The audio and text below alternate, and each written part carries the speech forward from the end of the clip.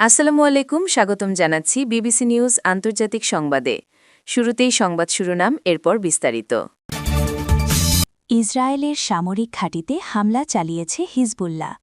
ইরানে অপ্রয়োজনীয় এই যুদ্ধ শেষ হোক, চান ৯২% আমেরিকান। লেবাননের কাসমিয়া সেতুতে ইসরায়েলি হামলা। রাশিয়া ইরানের বিশ্বস্ত বন্ধু হয়ে থাকবে, পুতিন।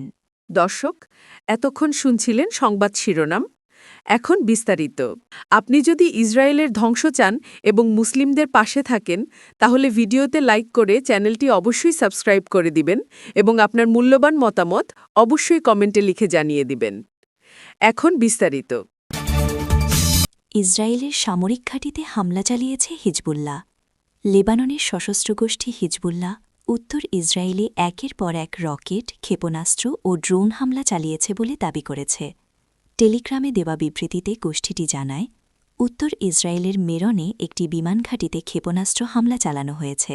পাশাপাশি রামত নাফতালির কাছে আরেকটি সামরিক স্থাপনায় এক ঝাঁক আক্রমণকারী ড্রোন পাঠানো হয়েছে। এছাড়া উত্তর ইসরায়েলের মানারা ও জারুইক জনপদেও রকেট হামলা করা হয়েছে বলে হিজবুল্লাহ জানিয়েছে। তবে ইসরায়েলি গণমাধ্যমে এখন পর্যন্ত কোনো হতাহতের খবর আসেনি। ইরানে অপ্রয়োজনীয় এই যুদ্ধ শেষ হোক, চান ৯২% আমেরিকান। ইরানের বিরুদ্ধে চলমান এই যুদ্ধ প্রয়োজনের চেয়ে বেশি ইচ্ছাকৃত, এমনটাই মনে করেন যুক্তরাষ্ট্রের ২/৩ নাগরিক। সিবিএস নিউজ ও ইউগাভের নতুন একটি জরিপে এই তথ্য উঠে এসেছে। গত ১৭ থেকে ২০ মার্চ পর্যন্ত অনলাইনে এই জরিপ চালানো হয়। এতে ৩,৩৩৫ জন প্রাপ্তবয়স্ক মার্কিন নাগরিক মতামত দিয়েছেন। জরিপে দেখা গেছে ৬০% মার্কিন নাগরিক ইরানের বিরুদ্ধে সামরিক পদক্ষেপের বিরোধিতা করেছেন। মাসের শুরুতে এই সংখ্যা ছিল ৫৬%, অর্থাৎ বিরোধিতা আরও বেড়েছে। প্রায় ৬৮% মানুষ মনে করেন ট্রাম্প প্রশাসন এই যুদ্ধের লক্ষ্য স্পষ্টভাবে বোঝাতে পারেনি, আর ৫৭% উত্তরদাতা মনে করেন যুদ্ধ আমেরিকার জন্য খারাপ দিকে যাচ্ছে। সব মিলিয়ে ৬৬% মানুষ এটাকে ইচ্ছাকৃত যুদ্ধ, আর ৩৪% প্রয়োজনীয় যুদ্ধ বলে মনে করেন। দলীয় বিভাজনও স্পষ্ট। ৯২% ডেমোক্র্যাট ও ৭৩% স্বতন্ত্র ভোটার এটাকে ইচ্ছাকৃত যুদ্ধ মনে করেন। অন্যদিকে ৬৭% রিপাবলিকান যুদ্ধটিকে প্রয়োজনীয় বলে মনে করেন। তবে একটি বিষয়ে প্রায় সবাই একমত। জরিপে অংশ নেওয়া ৯২% মানুষ বলেছেন এই সংঘাত যত দ্রুত সম্ভব শেষ করা জরুরি। যুদ্ধের লক্ষ্য নিয়েও মতামত এসেছে। ৮০% মার্কিন নাগরিক ইরানের জনগণের নিরাপত্তাকে গুরুত্ব দিয়েছেন। ৭৩% চান ইরানের পারমাণবিক কর্মসূচি বন্ধ হোক, আর ৬৮% চান অন্য দেশের বিরুদ্ধে ইরানের হুমকি বন্ধ হোক। ইরানের শাসন ব্যবস্থা পরিবর্তন নিয়ে জনমত বিভক্ত। ৪৯% ইরানপন্থী নেতৃত্ব চান, বাকি ৫১% এর প্রয়োজনীয়তা দেখছেন না। আর বর্তমান শাসন বহাল রেখে যুদ্ধ শেষ করা গ্রহণযোগ্য কিনা সেই প্রশ্নে ৪৭% ইতিবাচক এবং ৫৩% নেতিবাচক মত দিয়েছেন।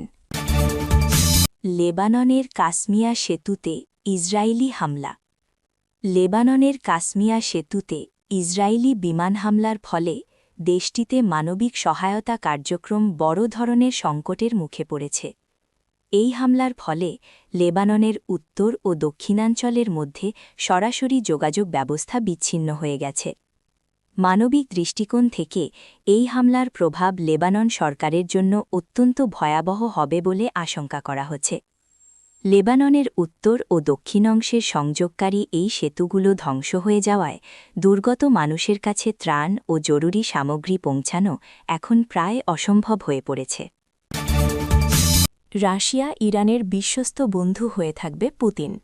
রাশিয়ার প্রেসিডেন্ট ভ্লাদিমির পুতিন ইরানের নতুন বছর নওরোজ উপলক্ষে দেশটির নেতাদের শুভেচ্ছা জানিয়েছেন। শনিবার ক্রেমলিন জানিয়েছে, পুতিন ইরানের সর্বোচ্চ নেতা আয়াতুল্লাহ মোজতবা খামেনি ও প্রেসিডেন্ট মাসুদ পেজেশকিয়ানকে শুভেচ্ছা পাঠিয়েছেন।